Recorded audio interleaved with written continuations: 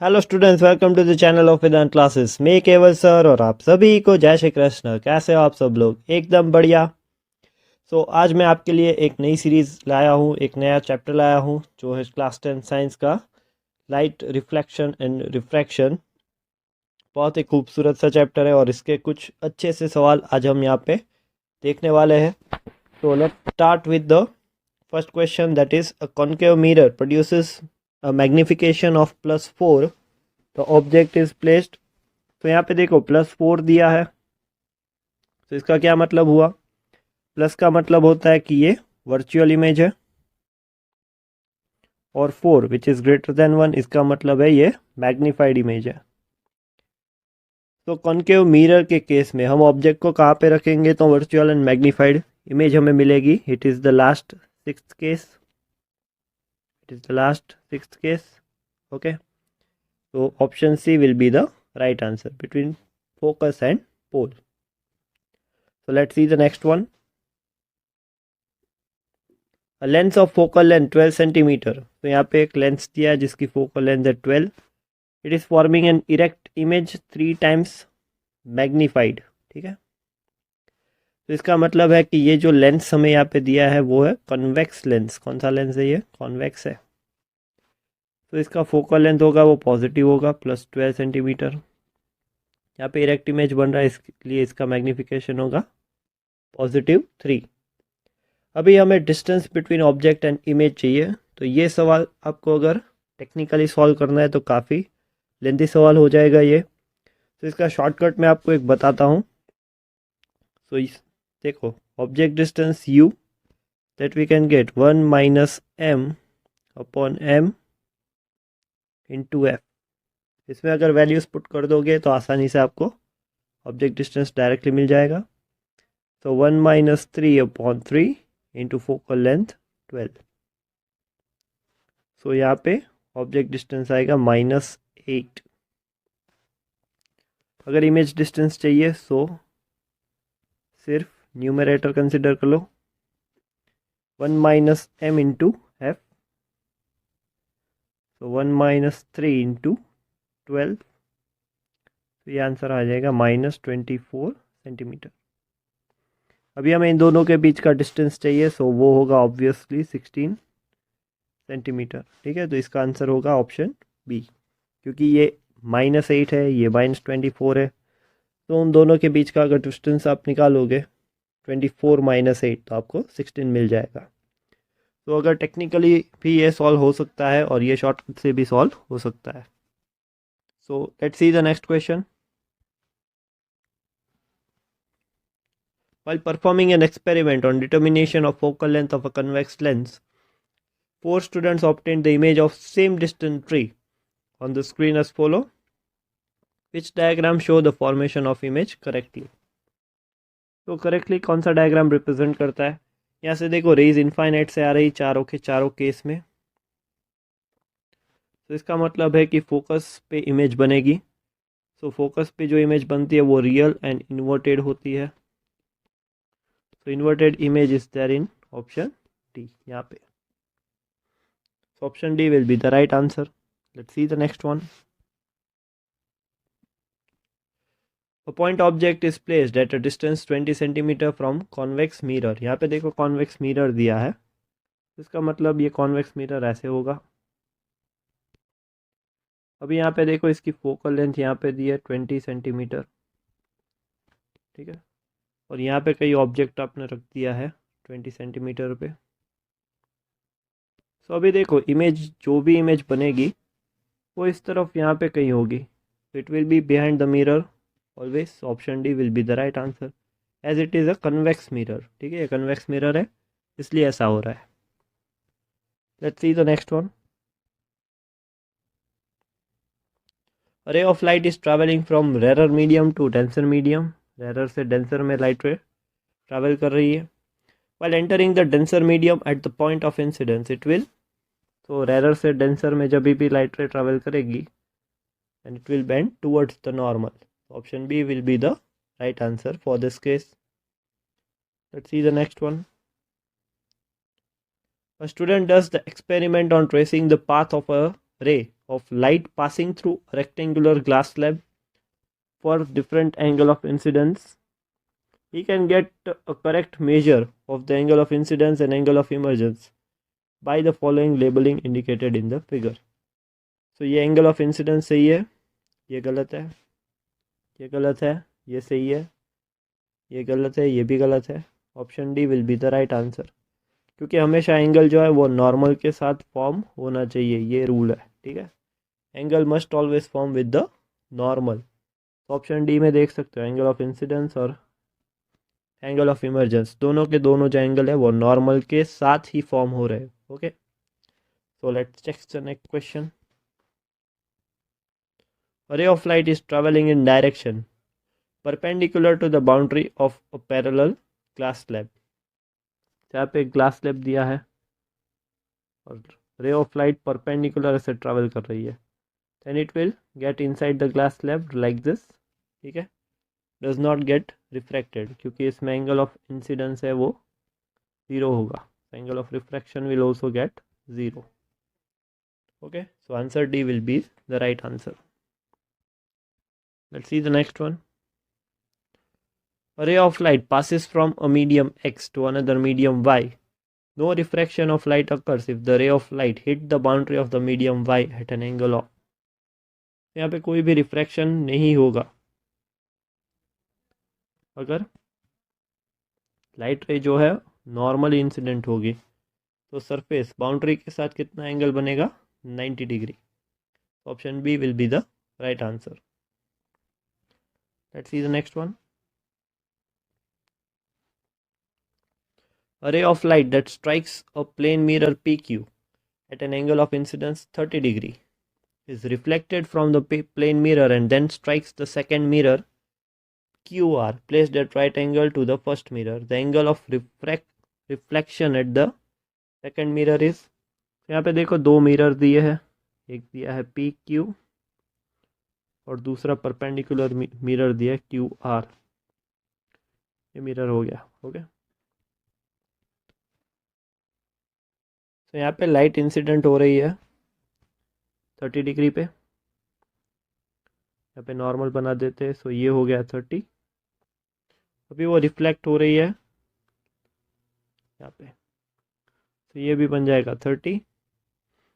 तो अगर ये 30 है सो ये अंदर का जो एंगल रहेगा, क्योंकि ये नॉर्मल है सो इट विल बी 90. तो ये अंदर का जो एंगल रहेगा वो रहेगा 60. ये परपेंडिकुलर है सो ये 90. सो ये वाला जो एंगल होगा ये होगा 30. तो यहाँ पे जो इंसिडेंट एंगल बनेगा वो होगा 60. तो refracted angle will be 60 degree from the second mirror. So option C will be the right answer for this case. Okay, let's see the next one. A spherical mirror and a spherical lens each have a focal length of -10 centimeter. The mirror and lens are likely to be, अभी यहाँ पे देखो negative sign दिया है, तो concave mirror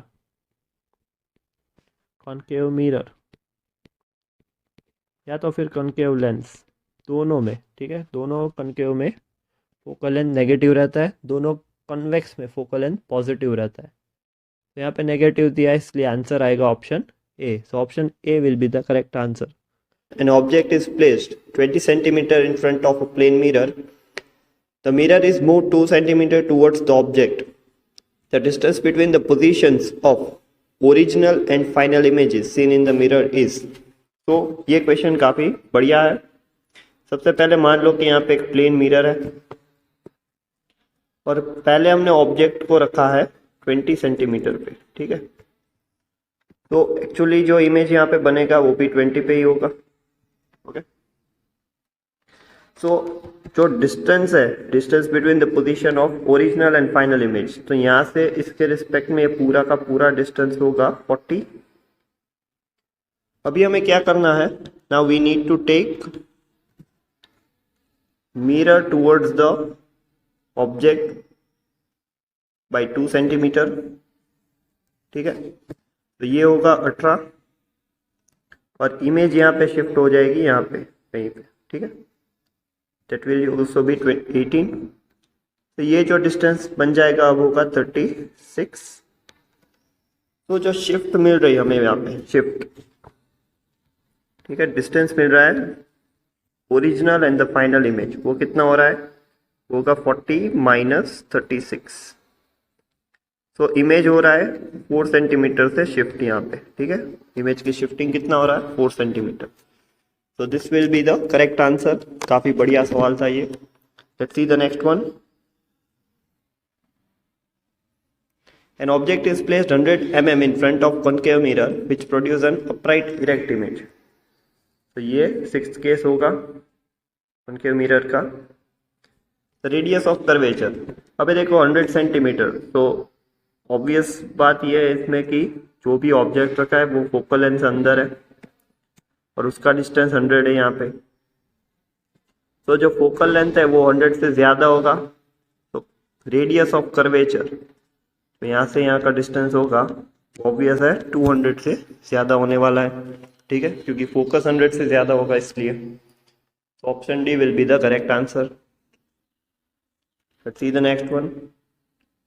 focal length of concave mirror is, यहाँ पे देखो कार्टेशियन साइन कन्वेंशन के अकॉर्डिंग मान लो कि ये मिरर है और यहाँ पे कार्टेशियन साइन कन्वेंशन को अप्लाई कर दो,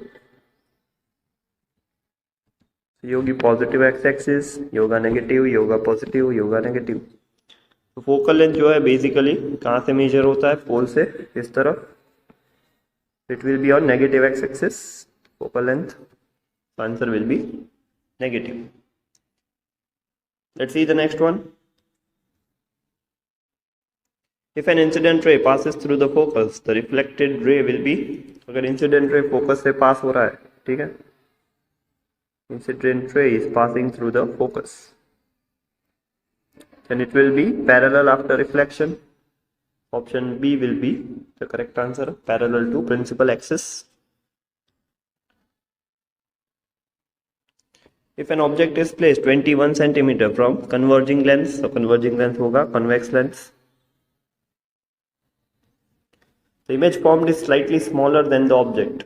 If the object is placed at distance 19 centimeter from the lens, the image formed is slightly larger than the object. The approximate focal length is, इसका क्या मतलब हो रहा है, यहाँ पे मान लो कि f1 है, यहाँ पे 2f1 है, तो 2f1 पे हम जब ऑब्जेक्ट को रखते हैं तब सेम साइज इमेज हमें मिलती है।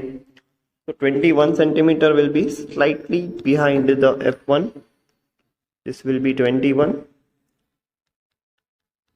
ओके। यहाँ पे बोला है कि हमें 19 पे रखेंगे तो स्लाइटली स्मॉलर मिलेगी इमेज, ठीक है। तो इसका मतलब ये हो रहा है कि जो रेडियस ऑफ कर्वेचर यहाँ पे हमारे पास है वो होगा 20, जहाँ पे हमें सेम साइज इमेज मिलेगी। तो इसका मतलब है focal length will be approximately 10, ठीक है, नियर बाय 10, ये हम जज कर सकते हैं। तो आंसर सी होगा इसका, 10 सेंटीमीटर। क्लियर है? Let's see the next question. If the image is formed in front of the mirror then the image distance will be, अगर इमेज है वो मिरर के सामने कहीं बन रही है, मान लो कि यहाँ पे कॉन्वेक्स मिरर हम कंसिडर कर ले और जहाँ पे ऑब्जेक्ट है वहीं पे मान लो कि हमारी इमेज फॉर्म हो रही है, and it will be negative because वो left side है। Let's see the next question. If the magnification produced by the lens has negative value, अगर negative value रहेगा, ठीक है, तो रियल इमेज बनेगी और रियल के साथ हमेशा इन्वर्टेड इमेज फॉर्म होती है। Option D will be the correct answer, okay. Let's see the next one. If the power of lens is -2 dioptray, what is the focal length? So P is equal to 1 by F, that we know. F is equal to 1 by P. So -1 by 2. So answer आएगा -0.5. Okay. So that will be in meter. Actually answer हो जाएगा -50 centimeter. So option C will be the correct answer. Okay. Let's see the next one. The image formed by reflection from a plane mirror. Plane mirror हमेशा virtual and direct image form करता है, इसलिए option B will be the correct answer. Option B will be the correct answer. Let's see the next one. Magnifying power of concave lens. So concave lens हमेशा virtual and diminished image को form करेगा। Okay, virtual and diminished. तो इसका मतलब हो रहा है कि ऑलवेज लेस देन 1। सो यहाँ पे लेस देन 1 होगा ये, ठीक है। ऑप्शन बी, वहाँ पे लेस देन आएगा, प्रिंटिंग मिस्टेक है। Let's see the next one. The image formed by convex lens. तो कॉन्वेक्स लेंस कौन सा इमेज बनाएगा? कॉन्वेक्स लेंस वर्चुअल के साथ मैग्नीफाइड, सिक्स्थ केस। तो option A will be the correct answer. Let's see the next one.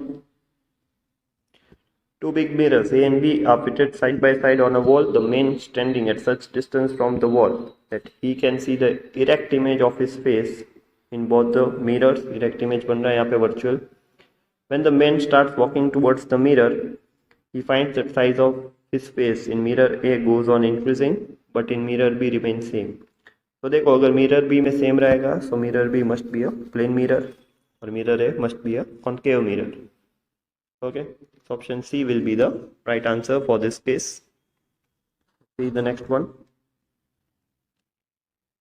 When light falls on a smooth polished surface, most of it is reflected in the same direction, reflected in different directions, scattered or refracted in the second medium.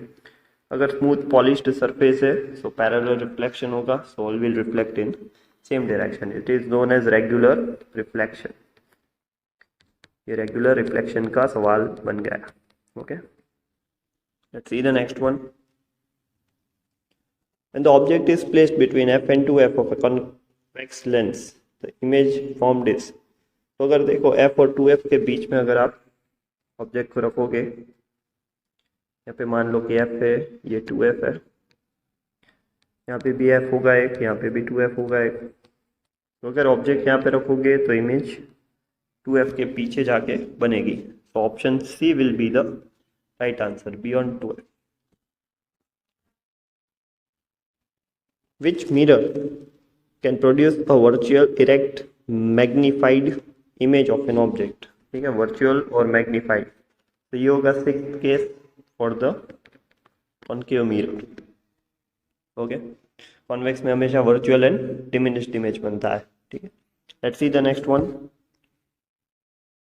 Which position of the object will produce a magnified virtual image if concave mirror of focal length 15 cm is being used? तो मान लीजिए यहाँ पे हमारे पास concave mirror है जिसका focal length 15 cm है। तो अगर हमें virtual magnified image चाहिए तो हमें focal length के अंदर ही ऑब्जेक्ट रखना पड़ेगा, focal length और पोल के बीच में। तो that will be at least 10 cm, ठीक है, क्योंकि 10 cm यहाँ कहीं पे होगा। that will form an image which will be magnified and virtual. So यहाँ पे हमने लाइट के बहुत सारे सवाल सॉल्व कर लिए। अगर आपको कोई भी सवाल में कुछ भी डाउट है तो आप कमेंट सेक्शन में पूछ सकते हैं, I will definitely going to answer your doubt. So इसके बाद एक और नया चैप्टर मैं आपके लिए लेके आऊँगा। So thank you so much.